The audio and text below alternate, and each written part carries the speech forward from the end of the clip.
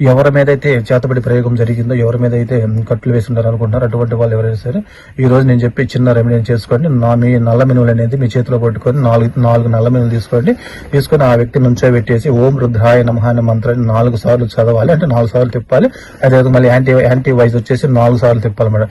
వాటిని తీసుకుని వెళ్ళిపోయి మీ ఇంట్లో కాకుండా బయట సైడ్ దక్షిణ వైపు తీసుకెళ్లిపోయి వాటిని ఎవరు తొక్కని ప్రాంతాల్లో, ఎవరు చూడని ప్రాంతాల్లో భూమిలో కట్టేసి వచ్చేసేయండి.